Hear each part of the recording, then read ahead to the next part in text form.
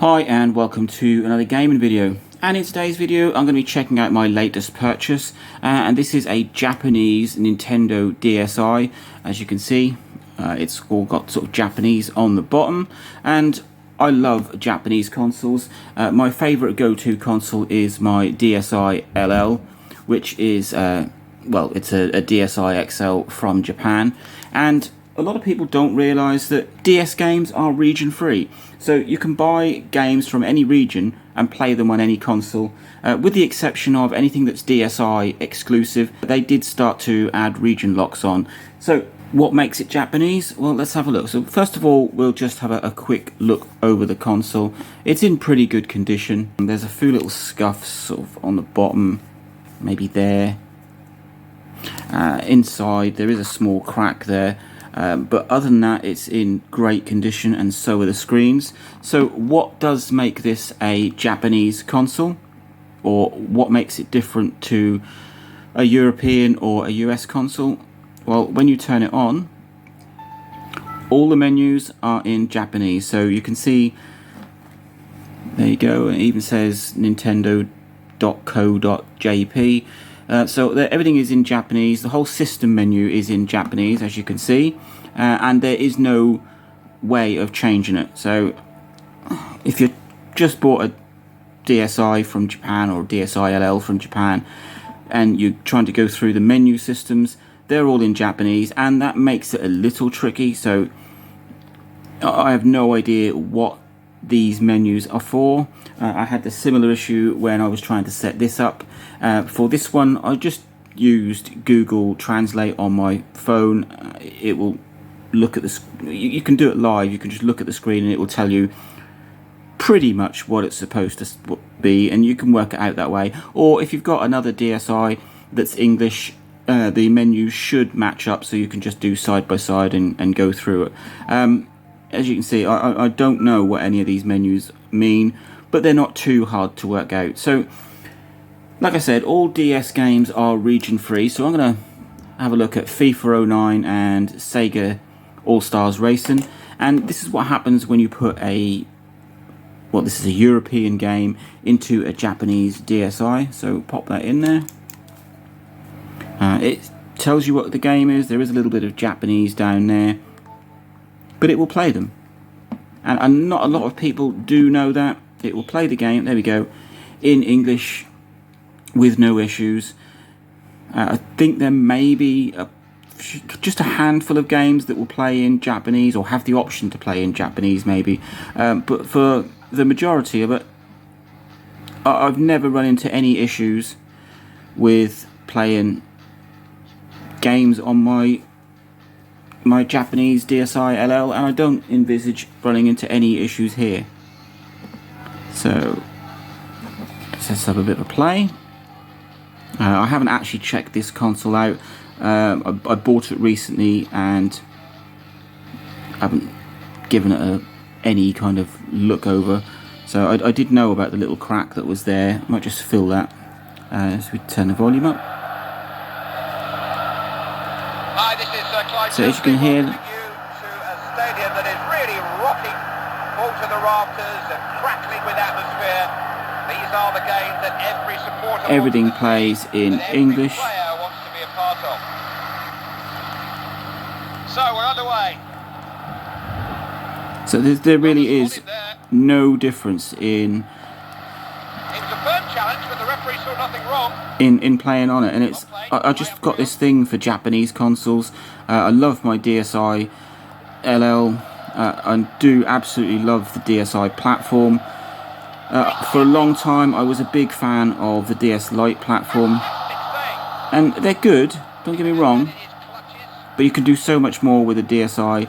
It's got built-in storage, it's has the ability to run custom firmware, which I do on my DSi LL. It is my go-to emulator console. I play all my Game Boy Color, Game Boy Advance games, Super Nintendo, all those games I play on my DSi LL. So I don't think I'm going to be installing custom firmware on this. It'd be nice just to have a stock DSi. And I decided to go for a Japanese one.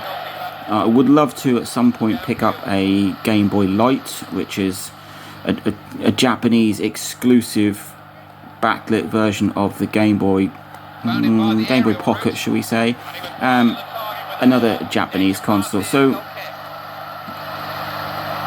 oh yeah, a little press of the power button will reset it. So you don't have to turn the console off either to get the game cartridge out, which you did have to do on the DS Lite. And we'll just pop in another game. This is Sonic Racing.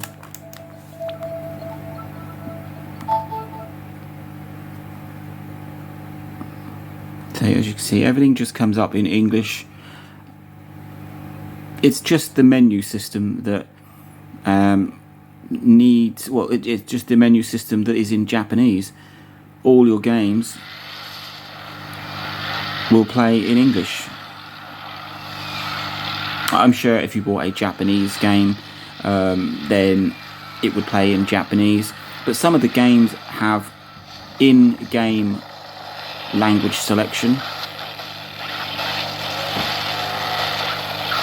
So you can change the game in that way. Not all of them, especially a lot of the Japanese ones. They just there was a reason that they're just for the Japanese market. As you can see, everything comes up in English, and you can pick up Japanese versions of the DS Lite. They're a little harder to find. You do find a lot of DSi's and DSi LLs floating around, and you can pick them up a lot cheaper than regular DSi's and regular DSi XLs. Just call me Sonic.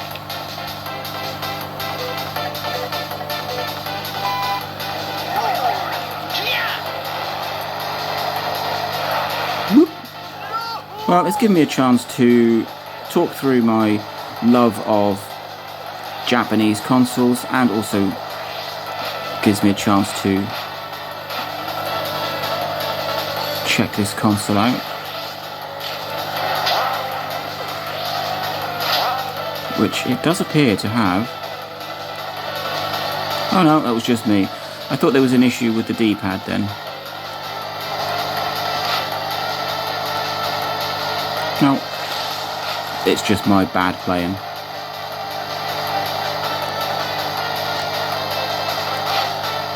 So as you can see, everything is written in English, everything plays in English. These are English games, or European games should I say, played on a Japanese DSi, and they're called DSi's in Japan versus the DSi XL, which we have over here in Europe, but in Japan they don't use the phrase XL, they use LL. I don't know why. So that is the only difference. What a lovely little console. As you can see, it's in pretty good shape. Yes, you've got that little split there, but it's not in the hinge itself. It looks like no, it's just there. So the hinge hasn't cracked, which is quite nice. And like I said, I will be keeping this stock because it's nice to have a stock console. And there you go. So that is a quick look at a Japanese DSi, and if you're in the market for buying a DSi or a DSi XL, they're well worth looking at. The Japanese part of it really doesn't get in the way, and it's the same with the 3DS range. You can buy 3DS LLs or Japanese 3DSs, and it's the menu system. With the 3DS you do have, I think they're region locked, so you might run into more issues. But if you're looking for a DSi which is just to play DS games, then that's fantastic because they're region free.